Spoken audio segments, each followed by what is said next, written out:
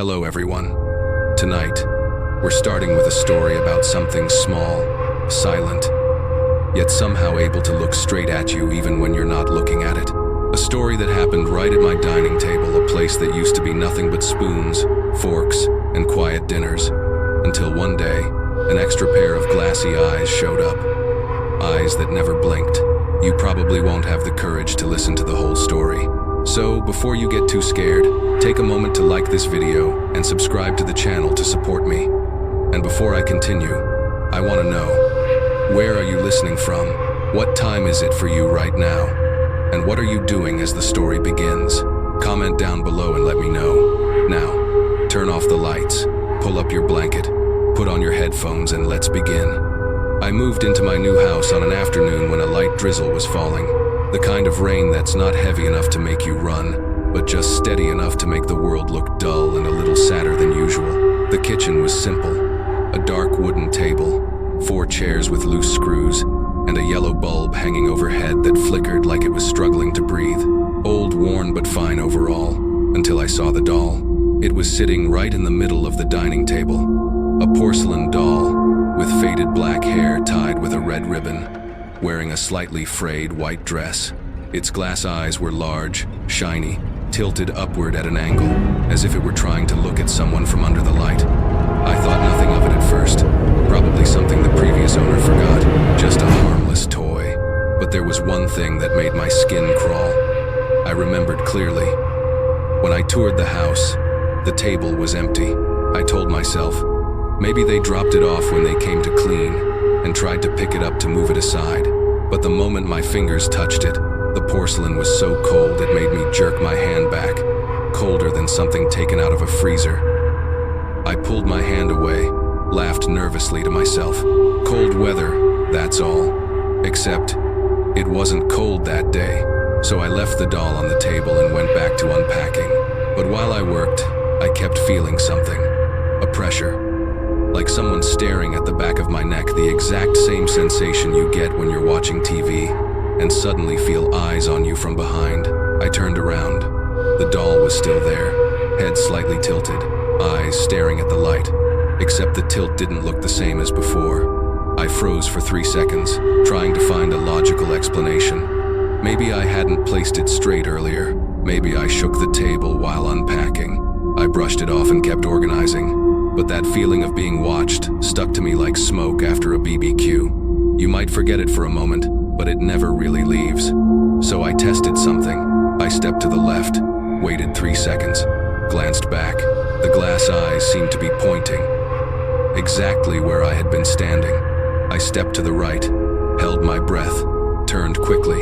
The head didn't move, but the reflection in its eyes, the way my shadow shifted inside that glass, changed with my position. I know dolls can't rotate their eyes. These old porcelain types have the eyes molded into the skull, not the modern blinking kind. But the feeling that it knew where I was unmistakable. I decided to step outside for fresh air. Maybe my brain was making things up because the house was too quiet. But just as I reached the kitchen doorway, I heard a faint sound behind me. A tiny click, like the soft sound of someone's neck turning. Just a bit. I froze. Didn't close the door, didn't step forward. I swallowed my throat suddenly dry, like I'd eaten bread without water. I turned back. The doll was still on the table, but this time, its head was tilted further, as if it were watching me from the exact spot it just stood. A cold shiver ran down my spine, not the kind that makes you scream, the kind that empties your mind, freezes your feet, and makes your heart skip a beat as you whisper to yourself, "Am I imagining this?" I slowly approached the table, scanning everything. No wind, no shaking, no one else in the house. I tried straightening the doll's head. The cold was even worse this time. So cold it raised every hair on my arm like touching a stone buried deep under snow. I set it back in the center, perfectly straight, took a deep breath, and left the kitchen, refusing to think about it. I made it 3 steps, then clack, a chair. The chair beside the doll shook slightly. I spun around. It had moved away from the table, just a little, as if someone had just sat down. I looked at the doll. Its head was tilted toward me. That's when I let out a small laugh. The kind you make when you're terrified but pretending to be fine. And I said with the confidence of someone lying to themselves, "Must be the floor. House must be uneven." The floor was perfectly level, but I didn't want to think. I turned off the kitchen light and left the doll in the dim, dying yellow glow. Even with my back turned, I could feel those glass eyes, tracking every step I took, through the bulb, through the dark. That night, as I tried to fall asleep, the rain outside mixed with the wind, creating a calm, steady noise. I thought it'd sleep fast, but just before drifting off, a soft sound rose from downstairs. Tap, tap, tap, like fingernails tapping on a wooden table. My eyes opened.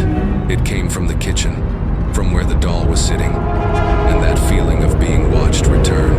But this time, I knew for sure I wasn't imagining it. When I opened my eyes in the middle of the night, the tapping was still there.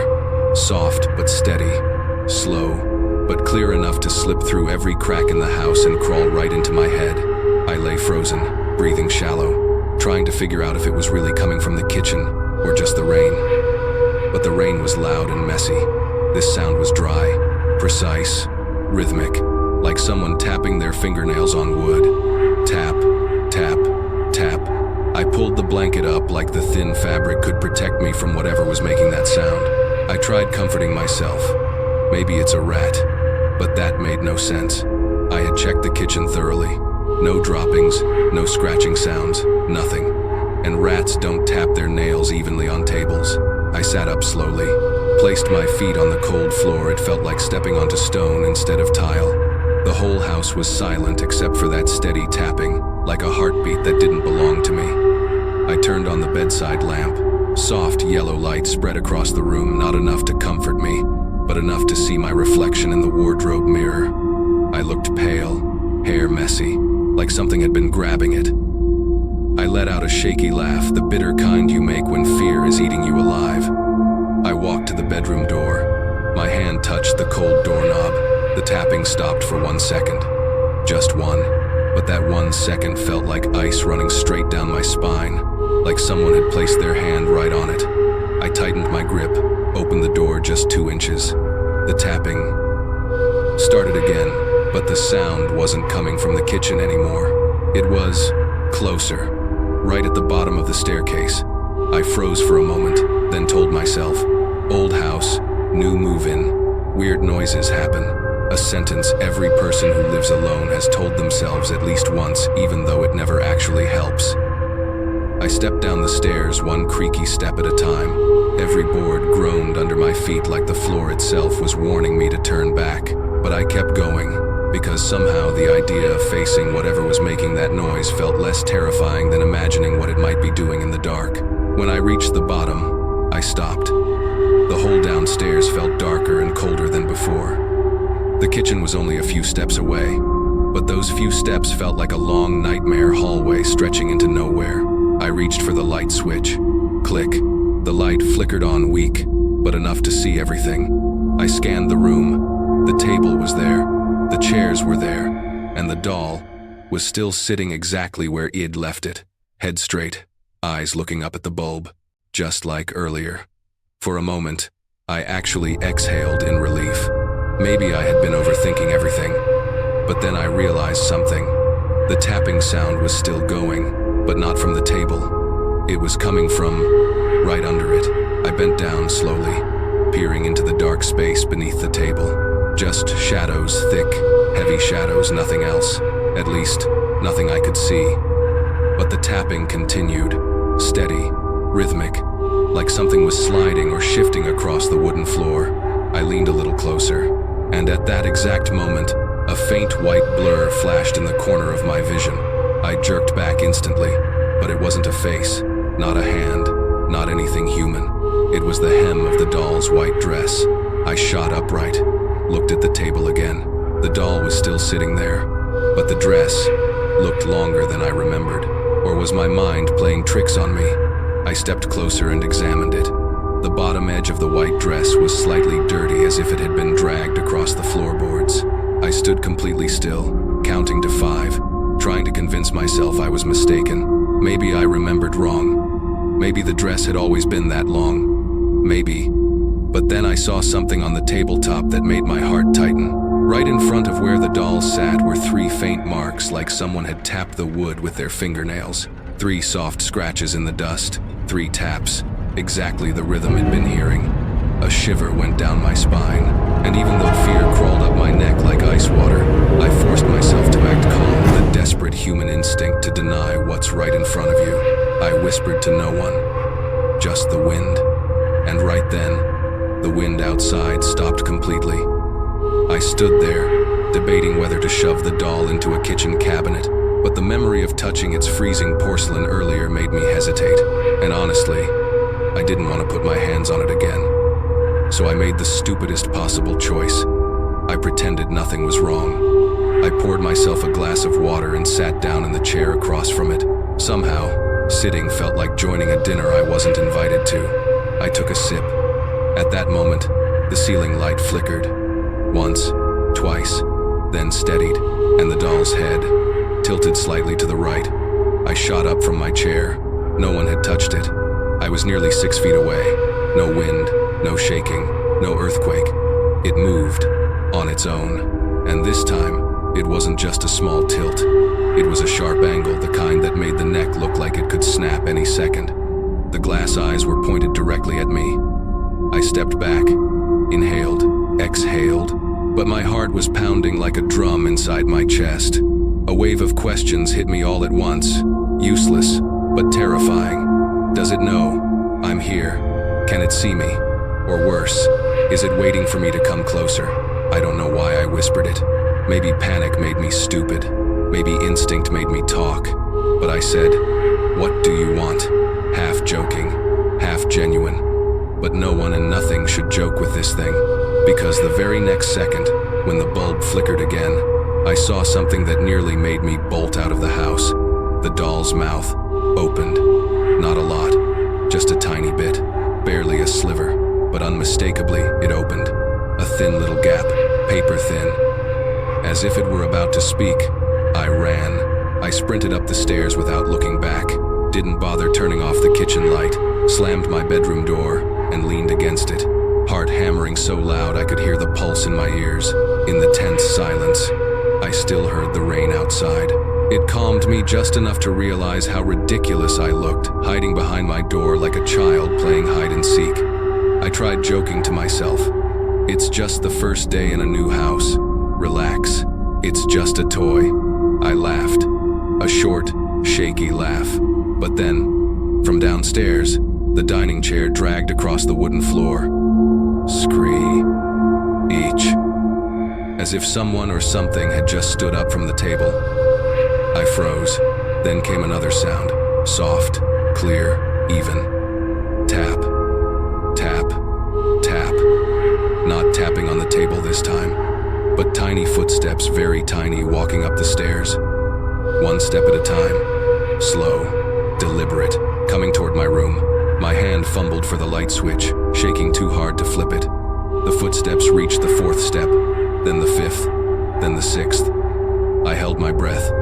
Step 7, step 8, then silence, right outside my door, right on the other side of the wood I was leaning against. I placed a trembling hand on the door. The wood was freezing the exact same unnatural cold as the doll's porcelain. I didn't dare open it, didn't dare look through the peephole, didn't even dare breathe too loudly. And then, a tiny knock tapped directly on the doorknob, like a very small hand, asking for me. I stood motionless. That soft knock pierced through the room like an icy needle through the blankets, the walls, the air, straight into my chest. It wasn't loud, it wasn't violent, but that made it infinitely worse. A tiny knock, like a child tapping a fingernail on metal. Two oak. I didn't breathe. Even my heartbeat felt like it was trying to stop. I forced myself to stay calm, grasping at excuses. Maybe it's wind hitting the door. But metal doorknobs don't move like that. It was a very specific point, a very intentional spot. Someone was out there. I swallowed hard, my whole body stiff as a statue. Then, a second knock. Toke. Stronger this time. Rhythmic. Purposeful. Not shaking. Not accidental. knocking. I backed away 2 steps, still facing the door, terrified to turn my back to it. My mind spun wildly. Should I call someone? Should I run? Should I throw the doll away? Should I just leave the house? I whispered, barely audible. Who's there? The stupidest question possible because I already knew no person was outside. The silence afterward was worse than an answer, just when I thought the thing outside had left a 3rd knock, but from the bottom of the door, right by the gap, as if someone small, very small, was crouching on the floor and knocking from just above the ground. I stumbled back, nearly falling onto the bed. Cold shivers crawled across my arms in giant waves. I stared at the gap under the door, a thin line of light from the hallway outside. If I saw even a finger, a curl of hair, a shadow, I'd run out of the house barefoot if I had to. I kept staring. 5 seconds, 10, 15, nothing. But that nothingness made everything worse. I slowly stood, backing toward the bed, clutching my phone. The battery was at 12%, but light was better than darkness. I turned on the flashlight. The beam hit the gap under the door, and I saw something pull away, fast, like it had just been touching the door a second earlier. A tiny movement, barely visible, but I swear it was there. I tightened my grip on the phone until my palm hurt. I didn't know what else to do except stand there, eyes glued to the door, and then nothing. No knocking, no footsteps, no creaking. Absolute silence. The kind of silence that's worse than any sound. Because when everything stops, it means it's waiting. It was waiting for me to open the door, waiting for me to come closer, or waiting for me to fall asleep. And then a thought struck me. A thought so terrifying it made every hair on my body stand up straight. What if it's looking through the crack under the door right now? I didn't cry, but tears spilled out on their own. Not from pain, but from a pressure no human body should have to handle. I wanted to run out of the room, but the only thing stopping me was the idea that whatever was out there was even worse than staying inside. And right then, just as I took 1 step back from the door, a soft little click echoed. Not from the door crack, not from the doorknob, not from the stairs. It came from inside the room, right to my left. I whipped my head around on instinct, hoping it was just furniture settling. But no, it was the sound of something small, dropping onto the carpet. I swallowed hard, took a deep breath. My phone flashlight was still on. I lowered the beam toward the floor beside the wardrobe, and I saw it. A small shape, brownish, roundish. Not the doll's shadow, not a hand, not a foot. It was the doll's head. The actual porcelain head of the doll was lying on the floor, its glass eyes wide open, staring blankly up at the ceiling. But the part that made my throat close up wasn't that the head was there. It was the mouth. The mouth was open wide, far wider than it had been downstairs, stretched unnaturally, like someone had pulled it open with invisible fingers, leaving a dark, bottomless slit. I stumbled backward, dropping my phone. The flashlight spun across the walls in dizzy circles. When I bent down to grab it again, something froze me in place. Behind the doll's head, trailing across the carpet, was a faint drag mark, a thin line, leading straight from the bedroom door to the exact spot where the head now lay. A perfect, straight path, as if something had pulled the head into the room before dropping it. But the head was only one part. Where was the doll's body? I scanned the room frantically with the flashlight. Not on the bed, not under it, not on the shelves, not near the door. My breath hitched, my chest tightened painfully.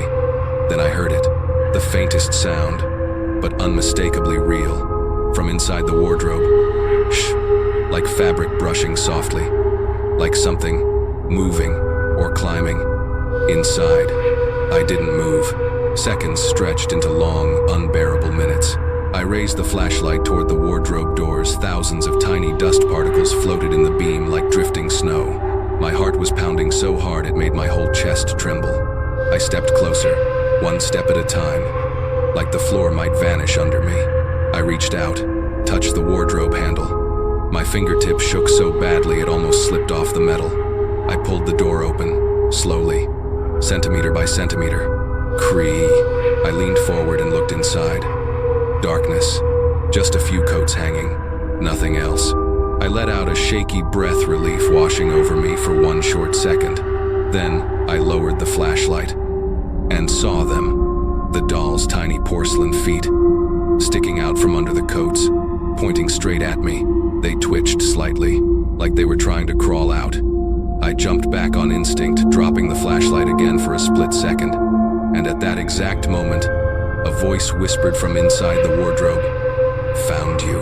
The door was still cracked open, and those tiny feet, those porcelain feet, were still pointed directly at me. But what made my heart nearly stop was the voice. A child's voice. Soft, breathy, almost gentle. Maybe I misheard. I tried to convince myself I was imagining things. But that voice, it wasn't inside my head. It wasn't distorted or echoing like a hallucination.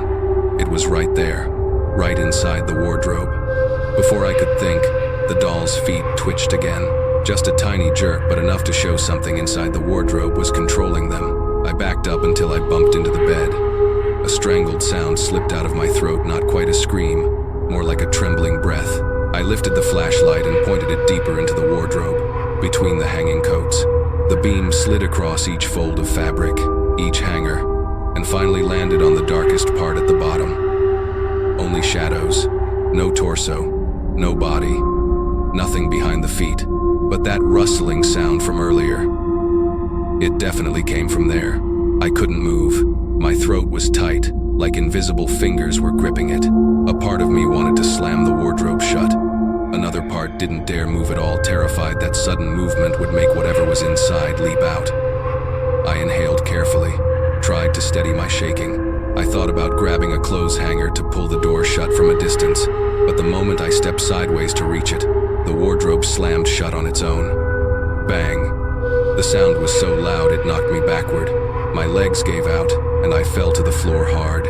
My heart was going wild, hammering, stumbling, struggling like it wanted to escape my chest. I almost cried, but no tears came. It felt like my entire body went numb, frozen, solid. The air in the room felt thick, heavy, freezing. I stared at the now closed wardrobe door as if it had never been opened in the first place. Then, a soft knock from inside. Then another. Talk, talk. But this time, the knocking wasn't like before. It was quicker, sharper, urgent. Toke, toke, toke, toke. Like something inside was punching the door, demanding to be let out. I gasped and flicked on the room's main light. Bright white light filled the room, pushing away the shadows. But it didn't calm me, because the knocking didn't stop. I backed into the far corner of the room, still clutching my phone, forgetting the battery was down to 8%. My eyes darted around desperately, searching for anything I could use to defend myself. But the only things within reach were a soft pillow and a tiny desk lamp. Instinctively, I grabbed the lamp. Okay, I'm just imagining things. There's nothing here. It's just a toy, I whispered to myself, trying desperately to stay calm. But right as I muttered those words, the knocking stopped. Completely. The sudden silence made the back of my neck freeze. Because when something has been pounding that hard to get out, and suddenly goes quiet, it doesn't mean it's gone. It means it's listening. I didn't dare go near the wardrobe. I didn't dare turn my back on it either. I stood perfectly still for 10 seconds, 20, until a tiny sound broke the silence. Click. From my right. I swung the flashlight toward the sound. My nightstand. The drawer had opened a little more, just a few centimeters, but enough to show someone or something had touched it. I stepped back instinctively, my spine pressing against the wall. I aimed the flashlight inside the slightly open drawer. From the pitch-black gap, I saw a small piece of paper. Had someone left it there before? Or had it just been placed there? I took one tiny step forward, a careful, trembling step, ready to jump back if I heard even the smallest noise from the wardrobe. I bent down and reached for the paper. A small, yellowed scrap, like an old note. Its edges were slightly burnt. The handwriting was tiny, shaky like a child's scribble. Black ink, dark, heavy, uneven strokes. I lifted the flashlight to read it. Just 2 words. Don't open. The instant I finished reading, behind me, the wardrobe shook violently.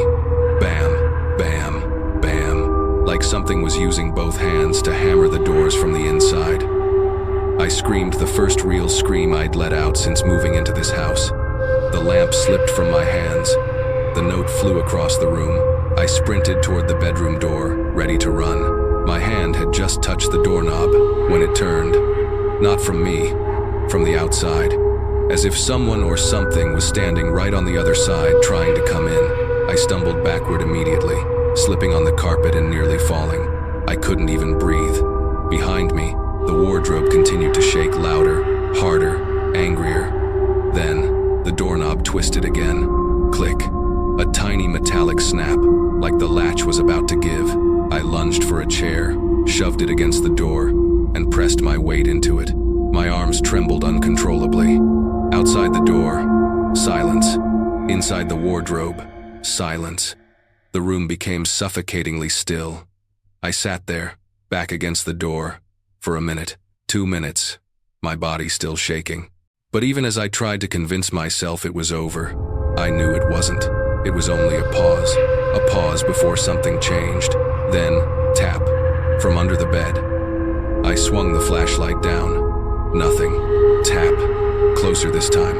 I lowered myself until my face was inches from the floor, shining the light into the darkness beneath the bed. I saw the wooden floor, some dust balls, and a tiny shadow. A shadow that was crawling out. Not a person. Not an animal. It was the doll's body, headless, slowly making its way toward the edge of the bed. Its porcelain arms twitched softly. The little chest rose and fell, as if it were breathing, and its broken neck leaned slightly to the side, like it was searching for something. My breath caught in my throat. The body crawled out a bit more, a little more. Then it stopped and lifted its broken neck as if looking right at me. And in that moment, that horrifying, unreal moment, I heard something. A voice. A small child's voice. Not from the head lying on the floor. Not from the crawling body, but from directly behind me, right at my left ear. Put me back together. The voice, that soft, breathy, childlike whisper was cold enough to freeze bone. And it was close. So close I could feel its breath on the side of my face. As if a child were standing right behind me, lips almost touching my ear. Put me back together. I spun around instantly. No one, just the empty wall. The curtains swaying slightly from a weak breeze through the window crack. But the voice, that voice wasn't imagined.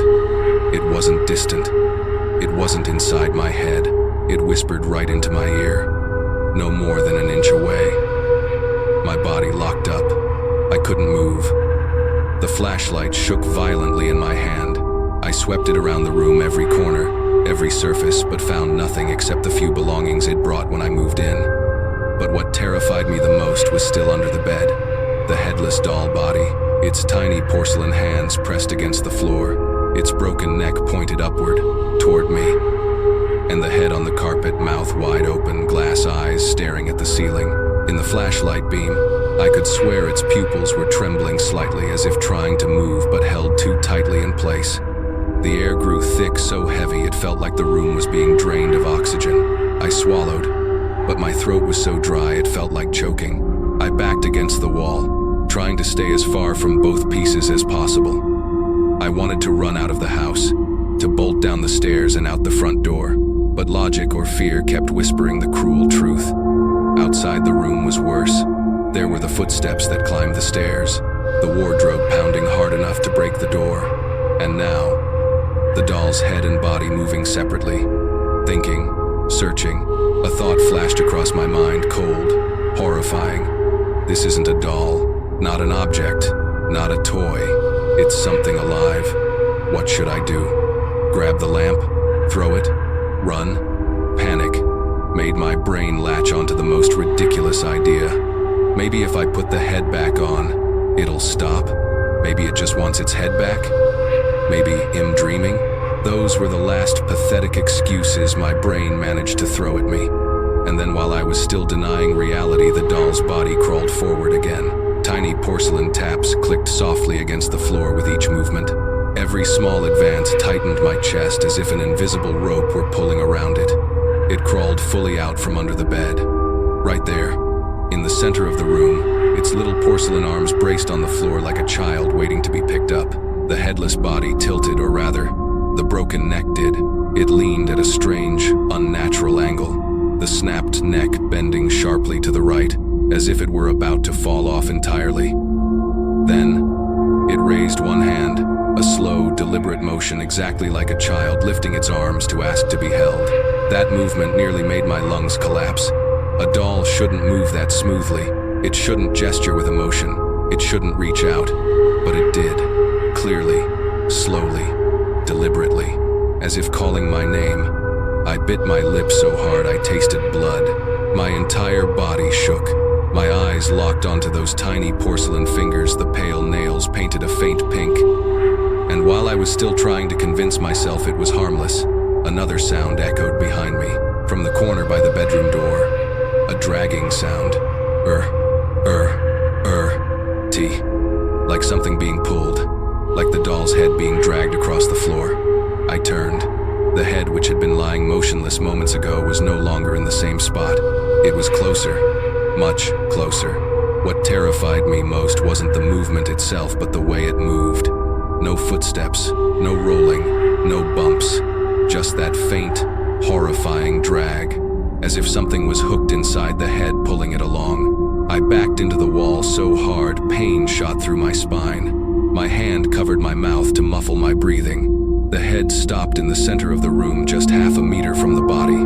And then, in the dead, suffocating silence, the mouth widened. Even further, from that dark, impossible slit came a whisper, "Come here." I stared at both parts separate, facing different directions yet speaking at the same time. The sound from the body was raspy and faint, while the head's voice was clear, soft like a little girl's. Two voices overlapping, broken, trying to form one sentence. I broke down, not because I was weak, but because something about that voice felt familiar. Too familiar. Familiar enough to hurt. Like a voice I had heard long ago, but my mind refused to remember when or where. The body crawled closer to the head. The head tilted slightly to the right as if waiting. Then, they touched. The instant the broken neck met the cracked porcelain click. A perfect, seamless connection. And then, it lifted its head. Whole again. Complete. Two glass eyes turned toward me, not staring blankly anymore, but locking straight into my eyes. The room froze. It was as if every sound in the world shut off at once. Then it opened its mouth just enough to speak clearly. "Now it's your turn." The words came out sharp, cold, perfectly formed. Not a whisper, not a breath, but a sentence clear and chilling, like a tiny speaker embedded deep in bone. "Now it's your turn." I stood paralyzed, unable to move, barely able to breathe, and in that instant I saw it plainly. The doll was fully reassembled. The head sat perfectly on the neck, aligned with unnatural precision. Its mouth closed slowly, almost into a smile, a crooked little smile, tilted to the right, like a child mimicking an adult. But the mouth wasn't the worst part. The eyes were. Those glass eyes, once empty and lifeless, now shimmered with a watery reflection, like real eyes. It stared at me, directly, unblinking. I backed away instinctively, hitting the wall again. I fumbled for my phone, trying to call anyone, but my hands shook so badly I couldn't type the passcode. The screen kept slipping under my fingers. The doll tilted its head to the left, a human-like tilt far too natural for something that had been broken minutes ago. Then it took a step, an actual step. Click, a porcelain heel touching the wooden floor, then another. It was walking toward me. My breath came out ragged, shallow. My legs felt glued to the floor. My heart pounded so hard I felt every beat in my teeth. I managed to choke out, "Don't come closer." It stopped, but its eyes never left my face. 1 second, 2, 3, then it slowly lifted its hand again, but not to be held. It lifted one tiny finger to its lips, a perfect shh gesture, and in a clear, childlike voice it said, "Don't make noise. Shall hear you." I froze. She? Who? The doll tilted its head further, the neck cracking slightly as it twisted past the point a human neck should bend. The tiny sound sent a cold ripple straight through my spine. It lowered its hand, took another step forward. "She's out there." I looked where it was pointing, toward the bedroom door, the door I had barricaded with a chair, the door I knew no one could get through. But right as I tried to reassure myself, talk, the doorknob rattled. My blood turned to ice. Talk. The chair scraped slightly, just enough to show something pushing from the outside. I backed into the corner near the window, trembling violently. The doll slowly turned its head toward the door, hair falling over half its face, creating a dark shadow across its cheek. This time, the knocking wasn't soft. Bang, bang, bang, like a real fist pounding on the door. The chair slid another few centimeters. My throat tightened. "Who's out there?" I whispered. No answer, just a sound, a soft, airy whisper right behind the door. "Open it." I clutched my head, wanting to scream, but the sound caught in my throat. The doll turned back toward me and whispered urgently, "Don't open it. If you open, you die." Its eyes widened, the reflections inside stretching like thin glimmers of water. But the expression on its face wasn't threatening. It looked like fear. Real, genuine fear. I stammered. What do I do then? It stepped closer, standing now in the middle of the room, barely 2 meters from me. Its small voice rang out again. "Hide. Stay out of sight. She can't see you if you don't look at her." I didn't understand, and I didn't dare ask who she was, because I was terrified of the answer. The banging on the door grew stronger. Thud. The whole door shook. The chair slid aside, nearly toppled. I screamed, "Who is that?" From the other side, a woman's voice replied. Not a child, not a whisper, not distorted. A normal adult woman's voice, smooth, calm, disturbingly gentle. "Open the door, sweetheart." I froze, breathless. The doll jerked its head toward the door. Its entire body trembled, as if that voice terrified it, truly terrified it. It sprinted toward me, a blur of white porcelain. It grabbed my pant leg and yanked hard, pointing under the bed. "Hide." I stared at it. It looked up at me, glass eyes glimmering, almost wet. "Hurry." "She's here." Before I could move, the bedroom door exploded inward. Crash! The chair flew aside. Cold air rushed into the room. I stood frozen. At the doorway stood a woman, tall, long hair covering half her face, completely still, not breathing, not speaking, just standing. And the detail that paralyzed me, that hollowed out my chest, was her eyes beneath that curtain of hair. 2 eyes staring straight at me, unblinking, as if she'd been watching for a long, long time. The doll at my feet whispered, barely audible, "It's over." The woman didn't move, not a twitch. Her long hair dripped heavily as if she had walked through a violent storm, even though the rain outside had stopped. Water pooled beneath her bare feet, cold droplets forming dark circles on the wooden floor. I couldn't look away. The doll had gone rigid, clutching my pant leg with a tiny porcelain hand. Only 2 sounds remained in the room. My heartbeat slamming like a drum, and the slow drip of water from the woman's hair. I forced myself to speak. "Who are you?" My voice cracked, barely audible. The woman didn't answer.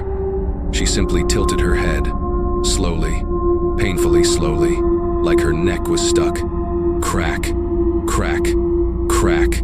The sound of bone grinding filled the room as her head leaned to an impossible angle. One of her eyes became visible through the gap in her hair. White, completely white. No iris, no pupil, no expression. Just a cold, empty, endless white. I exhaled sharply and backed into the wall. The doll still clung to me, but I could barely feel anything except the icy current crawling up my spine. The woman stepped into the room. 1 step, 2 steps, no sound, no footsteps, only the soft drip of water falling from her hair. I stammered, What do you want?" She stopped in the middle of the room, exactly 2 meters away. Her hair shifted slightly, and from behind that curtain of darkness, her lips parted, but her mouth didn't match the sound that came out. A voice filled the room, not a woman's voice, not a child's whisper, but a deep, raspy male voice like an old, broken radio. "There's one more person here." My heart nearly stopped. I looked at the doll. It was trembling violently. Its mouth wasn't open, but its glass eyes overflowed with pure terror.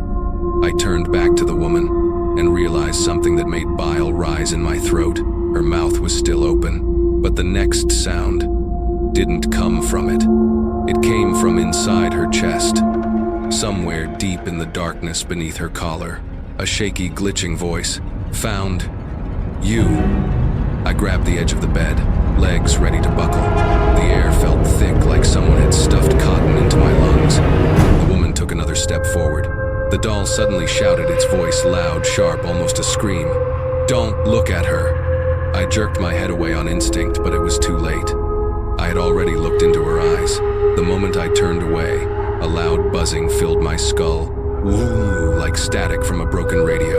My head throbbed. My vision pulsed. It felt like invisible hands were squeezing my skull. I stared at the floor to avoid her gaze, but the man's voice echoed again, clearer this time. "Once you look, you're mine." My whole body convulsed.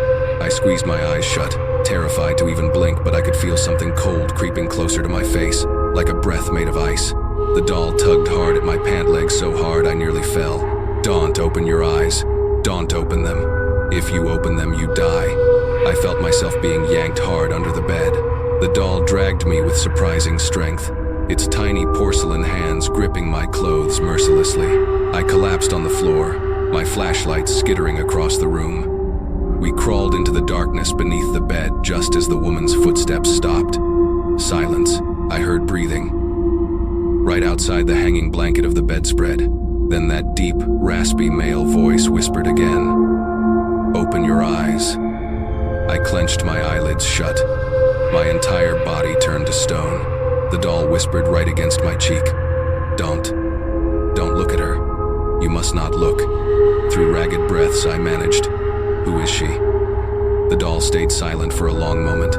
Then, in a tiny, trembling voice, it said, "She's the last person who ever saw me alive." My mouth fell open. Who are you?" Its glass eyes glimmered, a faint, mournful light inside them. A broken, childlike whisper. "I was hidden in this house. For so long. Who hid you?" Cold air seeped through my bones. The doll shivered. It couldn't speak full sentences anymore, only fragments. "She did." I stopped breathing. Then the doll continued, its voice cracking as if on the verge of crying. "She wants someone to take my place." Before I could ask anything else, a soft scratching brushed against the bedspread. Each. Slow. Steady. The sound was only centimeters away from my face. A woman's voice whispered right outside the bed. "Are you in there?" I bit my lip until I tasted blood. The doll grabbed my hand tightly. "Don't answer. Don't answer." I gasped quietly, trying not to shake. Then something hit the floor outside. Thud. Something dropped. I peeked just barely through the shadows. Bare feet. Her bare feet. Water dripped from them, forming freezing little circles on the wooden floor. Then she knelt down. Her knees touched the floor beside the bedspread. I stopped breathing entirely. The doll pressed its face close to mine and whispered urgently, "If you look at her again, she will replace me with you." I didn't understand. I didn't want to understand. But I knew one thing. She was bending down. Looking under the bed, I heard her neck creak as she lowered her head, the same bone-on-bone grinding as before. I squeezed my eyes so tightly tears streamed down my face. Then the woman's calm voice, terrifyingly close, whispered, "Where are you?" I gritted my teeth, holding my breath as my chest burned. 1 second, 2 seconds, 5. Then, a cold hand touched the edge of the bedspread, lifting it. A little more, slow, precise. A sliver of light slipped beneath the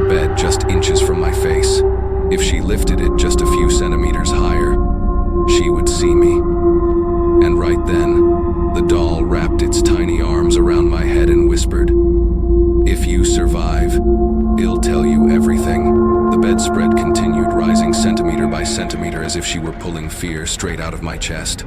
Light crept closer, colder, brighter, hungrier. I pressed my face against the wooden floor, trying to hide from the light. The doll clung to me, trying to shield my eyes, but the light moved closer, closer, so close I could feel the warmth of the hallway lamp bleeding into the darkness under the bed. I held my breath until my chest screamed. Then her voice, the calm, emotionless, horrifyingly normal voice, whispered right at the edge of the blanket. "Why hide? No anger, no rage, no threat.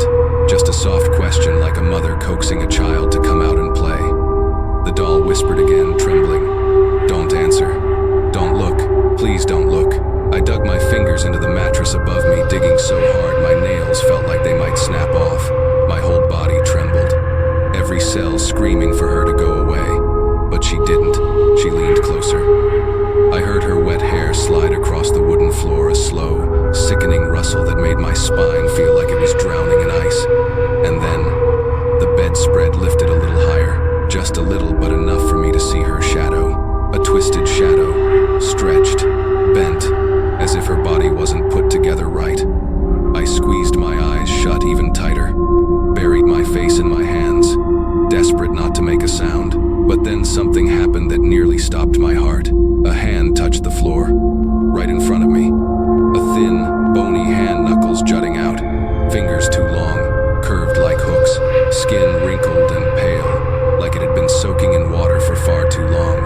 The hand pressed down, crawled a little closer, then slowly touched the bedspread, lifting it, bit by bit. More light crept in.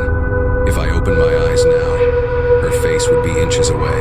The doll clung to my hand, whispering, "Don't look, no matter what happens." The woman's distorted voice seeped down from above, choked, as if squeezed through crushed lungs. "You're hiding, because you saw me, didn't you?" No answering, no looking, no breathing. That was all I could do. But she didn't stop. The bedspread lifted higher, light sweeping across the floor right in front of my face, her shadow bending over it. Then a soft thud. She lowered her head to the floor. I heard her neck press down, bones grinding like dry branches snapping. Then her voice came again, right at the edge of the bed, so close I felt her breath on my skin. "Open your eyes." Cold air rushed against my face like someone rising out of a lake after drowning. My lungs clenched, my pulse tripped and stumbled in my chest. The doll squeezed my hand desperately. "Don't, please don't open your eyes. If you look at her, she'll take you. Take me." "Where?" I whispered without thinking. The doll shivered. Its voice cracked with fear. To where I was hidden. I wanted to scream, wanted to burrow deeper, but there was nowhere left to go. Then, a fingernail brushed my cheek. I gasped, my whole body jerking. It was cold, so cold it numbed half my face. The nail stroked again lightly, almost gently, like someone tracing a line across my skin. She whispered, "Look at me." I bit into my lip to stop myself tasting blood. Trembling so hard the bed quivered. She stroked again, longer this time, dragging a frozen line across my face. The doll whispered through clenched porcelain, "Hold on. If you open your eyes, you'll see what you were never meant to see." The woman let out a laugh, a soft, broken laugh like a radio tuning into a dead channel. "But you already saw me." I gripped the floor, trying to hold myself still. My heart felt like it could rupture, but I didn't open my eyes. And just when I thought I couldn't endure another second, she stood up. Straight up, no shifting, no stepping, no transition, just up. As if she were pulled by invisible strings. The only sound was the water dripping from her hair. Drip, drip. I kept my eyes shut, trembling violently. The doll whispered, "Don't. Open your eyes until I say so." I nodded slightly. Time passed a moment, a minute I couldn't tell. Silence. No breath, no movement, no dripping water. The doll still didn't speak. I forced myself to whisper, "Is she gone?" No answer. I waited. 1 second.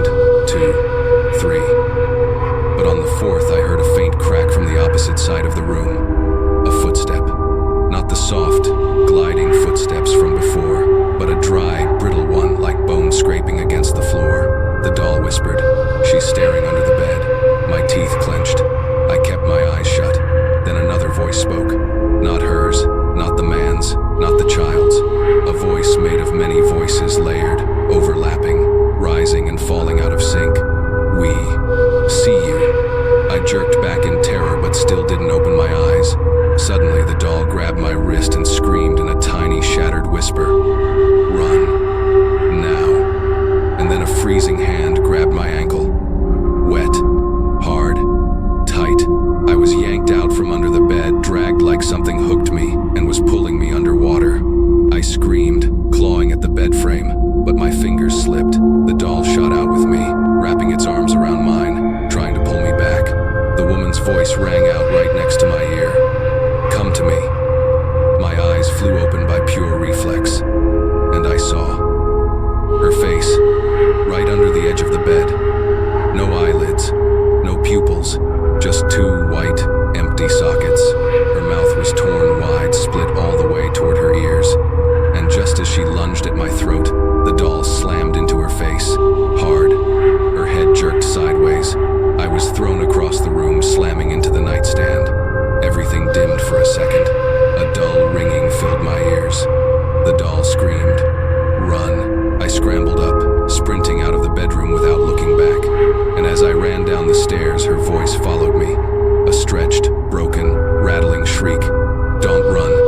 I'll find you. I tore down the stairs like someone being hunted. Every step felt slick. My breath slicing in my throat. My heart thundering like it was going to burst. My foot slipped. I almost tumbled down the whole staircase, but adrenaline forced my legs to keep moving. Behind me from upstairs, her voice cracked and bled into the walls.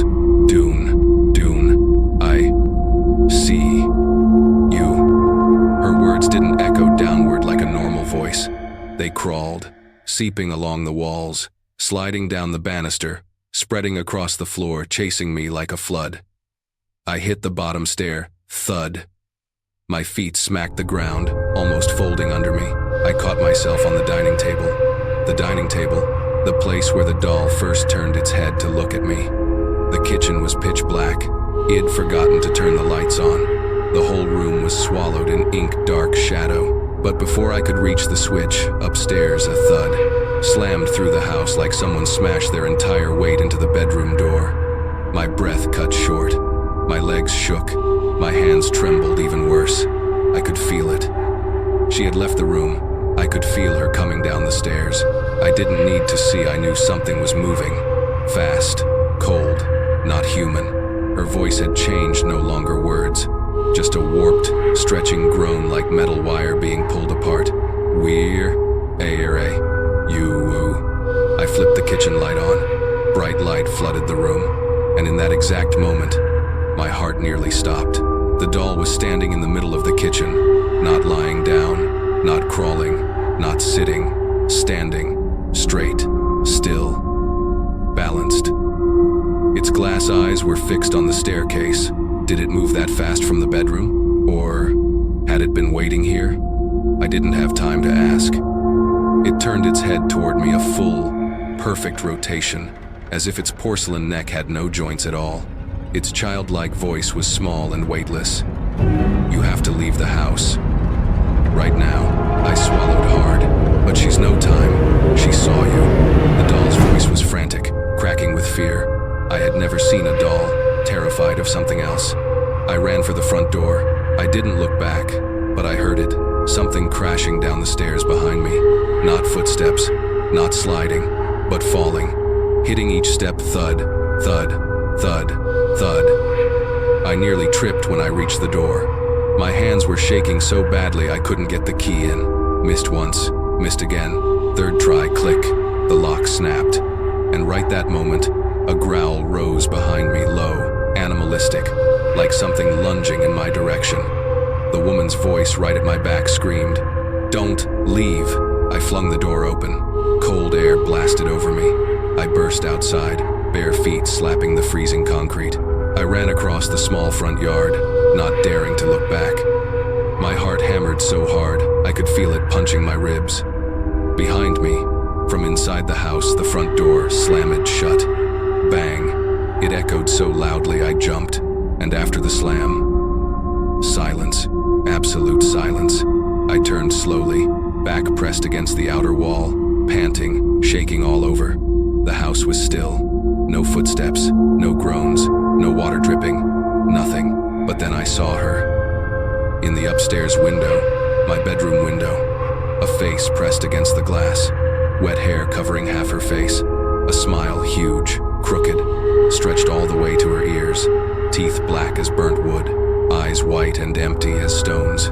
She stood completely still, staring down at me in the yard where I trembled like a child. My heart jumped into my throat, but she didn't move, didn't tap on the glass, didn't scream, didn't crawl out. She just looked at me. For a long, slow moment, I could barely stand. My legs were jelly. I backed out toward the street. That's when a tiny voice whispered beside my ankle, "Don't turn around." I flinched, looking down. The doll was standing right beside me. It had followed me outside. Somehow, I collapsed to my knees, breath shaking. "You saved me?" It didn't answer at first. It stared up at the window, at the motionless woman behind the glass. Then it whispered, "You looked at her." Again, my throat tightened. "So, what does that mean?" The doll's glass eyes shimmered with something strange, sympathy mixed with fear. "It means, from this moment on, she will follow you." My heart froze. I staggered back, voice breaking. Where is she now?" The doll looked directly into my eyes. "You think she's still in the window?" My stomach dropped. "Isn't she?" The doll shook its head slowly, then whispered, a cold breeze slipping into my ear. "Look again." I glanced up. She was gone. The window was empty. Only my own reflection staring back at me. My knees buckled. I could barely breathe. "Where is she?" The doll stepped closer, tapped its tiny porcelain hand against my chest. "Knock." Then said, "Right behind you." I froze. I didn't breathe, didn't blink, didn't move. Right behind me, right behind my back, in that thin slice of cold night air. My heartbeat slammed through my ribs. I whispered, voice breaking, "Are you joking?" The doll didn't smile, didn't blink, didn't tilt its head like a cute toy. It stepped back one tiny pace and whispered, "Don't turn around." I stood paralyzed. 5 seconds. 10. I couldn't tell anymore. A breeze brushed the back of my neck. Or no, not a breeze. A breath. Cold. Wet. Dripping onto my skin like someone just climbed out of a lake and stood inches behind me. A shiver tore down my spine. The breath grew deeper. Slow. Moist. Close. Tears stung my eyes. The doll raised its hand to its lips, a silent shh, then whispered, "Don't. If you scream, she'll come inside your house." My knees nearly gave out.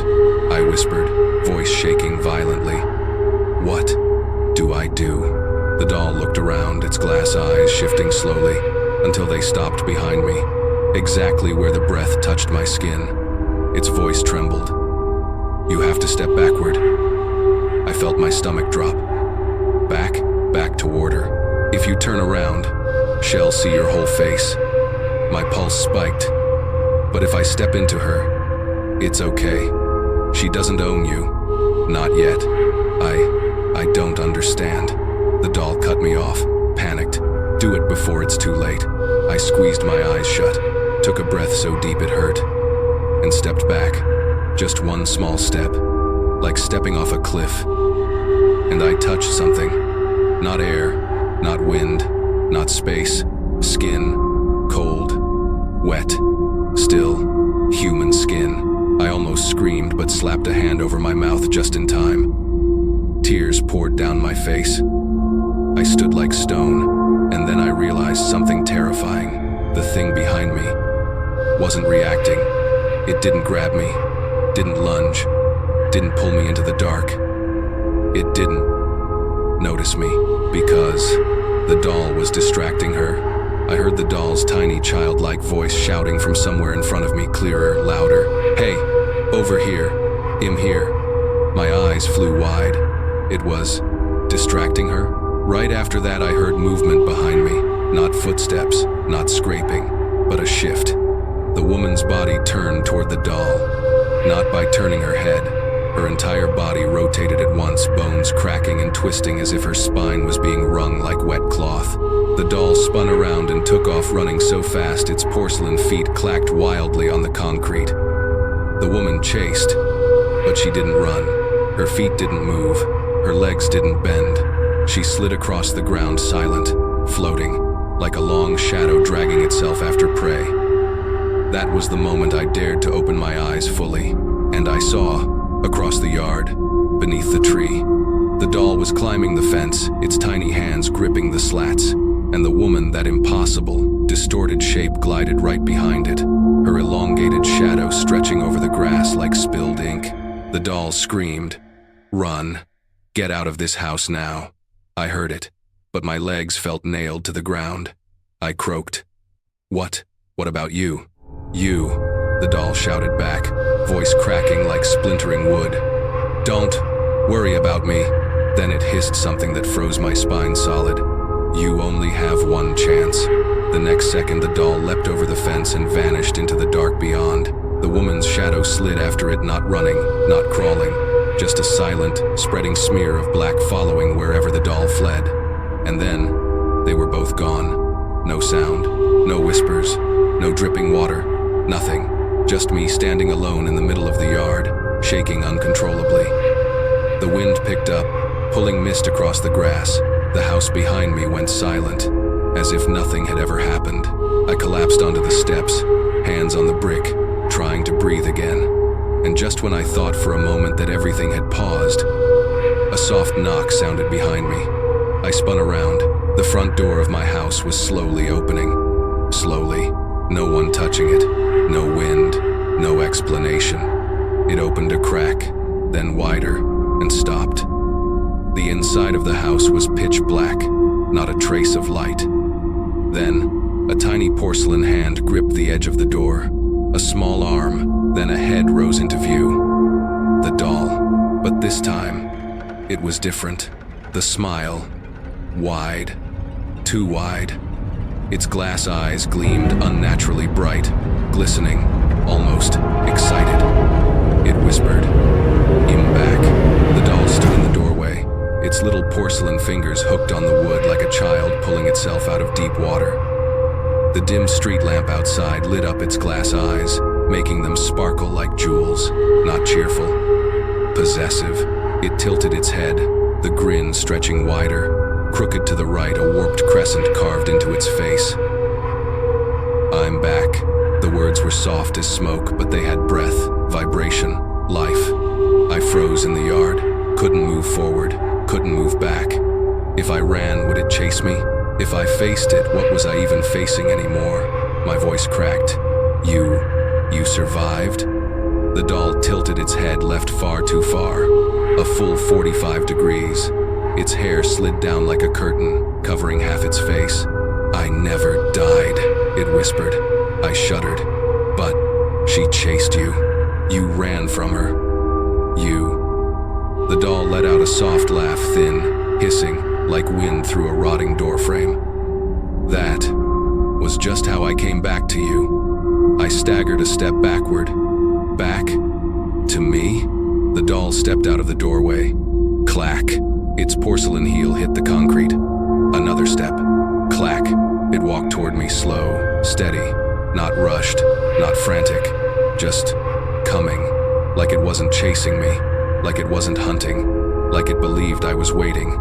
My mouth dried out. "Woohoo, are you?" The doll stopped about 6 feet away, the distance people stand when about to say something important. Its glass eyes locked onto mine so deep I felt them drilling past skin, past flesh, straight into bone. "I'm the one who's been here the longest," it said softly. "Longer than her." My stomach nodded. "Then, what is she?" The doll smiled, a lifeless, empty smile. "She's the keeper of this house." I shook my head rapidly, panicking. No, No, she wasn't keeping anything. She chased you. She wanted to grab you. Not to grab me, the doll interrupted. She wants to keep people like you. I froze. People like me? What does that mean? The doll stepped closer, voice dropping to a near whisper like sound leaking from an old wall. People who have looked at her. My blood went cold. Images flashed through my mind, her pale face inches from mine. Those white, lidless eyes, that mouth torn open under the bed. I looked at her. I looked. I stepped back. The doll's voice sharpened, soft but cutting like a blade. Looking at her means you belong to her now. Like the others. Like me. My knees buckled. You were a person before? The doll's glass eyes flickered, not blinking like a living child, but catching the light, shifting it, as if something turned inside the glass. I used to be a child who lived in this house, it whispered, before she took me. My throat tightened. She killed you? The doll lifted its head, hair swaying gently with the breeze. No, she kept me. Those two words, kept me, made the skin on my scalp crawl. The doll continued, voice soft as a lullaby. She keeps anyone who looks at her. You looked, so you must stay. I backed up instinctively, but my heel caught the edge of a planter, nearly knocking me over. The doll stepped closer, lifting its tiny face to mine. But I don't want you to be kept like me. My breath trembled. Then help me run. Help me escape. The doll shook its head slowly, each movement releasing a faint cracking sound, like tension across brittle porcelain. You can't run. You saw her. No matter how far you go, she will come. A shock of cold raced up my spine. Then, I die. The doll stared at me for a long moment. Then the glass eyes shifted a tiny, subtle change, yet full of meaning. No, it said quietly, you don't die. I almost exhaled too soon, because the next sentence hit me like a fist in the chest. You replace me. I froze, heart slamming into a stop. Replace what? Replace what? The doll stepped right up to my leg, close enough that I could see the fine spiderweb cracks running across its porcelain cheeks. It whispered, I used to guard the door for her. I kept the ones who saw her, so they couldn't get away. My voice shook. How did you keep them? The doll looked up at me. Its smile widened. By standing beside them, by following them, by watching them. I stumbled back, but the doll moved closer, its voice drifting like a breath of cold smoke. Now it's your turn. I shook my head violently. No, I can't, I won't, I don't. The doll touched my leg. That single porcelain touch was icy enough to stab through the bone. You don't get to choose. I almost burst into tears. You said you didn't want me to be kept. The doll nodded. I didn't. That's why I ran. That's why I distracted her. Then now what now? The doll's voice fell into a sad whisper. Now, it's too late. I opened my mouth to ask, too late for what? When suddenly, every light in the house turned on at once. I jolted so hard my knees gave out. The doll jerked its head toward the glowing windows, its expression shifting to shock, fear, and something like despair. Then it whispered, she's back. My voice cracked. Where is she? The doll stared at me, quiet, still, thinking. Then it pointed toward the front door, still open a crack. Inside. I swallowed painfully. So I should get away from here? The doll shook its head. Not enough time. Then what do I do? The doll pointed into the darkness beyond the half-open door. Go in. I almost screamed. Inside. Are you crazy? She's in there. The doll nodded calmly. Yes, she is. And you must go to her. Why? The doll tilted its head slow, deliberate, the faintest crack stretching along the neck. Its whisper was dry as dead leaves. Because you have to meet her, to learn the truth. The truth? The doll stepped closer, glass eyes gleaming with something like memory and pain. You have to hear what she says. You have to know why she kept me, and why you were chosen. My heart squeezed painfully. Chosen. The doll grabbed my hand, its small porcelain fingers surprisingly strong, almost bruising. You must go in, but once you're inside, don't look directly at her again. Why? The doll whispered. Because if you look, you won't just replace me. You'll replace all the others. My skin crawled. Oh, others? The doll nodded. There are many voices in this house, calling for you. Before I could speak, a sudden gust of wind slammed through the yard. The front door flew open. A wave of cold air poured out of the darkness inside. Not wind, not air, cold breath, a presence, and a woman's voice, clear, close, and horrifyingly calm, floated out from the shadows. Come in, the doll whispered. Don't be afraid. I'm going with you. The front door stretched open like a wide, waiting mouth. No wind, no insects, no sound at all, as if the whole yard held its breath. I stood there, frozen at the threshold, my heart pounding so violently it felt like it would crack my ribs. The doll's porcelain hand held mine, small, cold, and gripping tight. Go, it whispered. Don't make her call twice. A tremor ran down my spine. What if I don't go? The doll turned its glass eyes up toward me, the house's darkness reflected in them like twin mirrors. Then she will come out here, it whispered. And out here, there is nowhere to hide. A chilling realization pressed against my lungs. I swallowed, my legs buckled, and I stepped inside. The house was nothing like before. Gone was the ink-black darkness, now replaced by soft, warm, yellow light, calm and peaceful in the most unsettling way.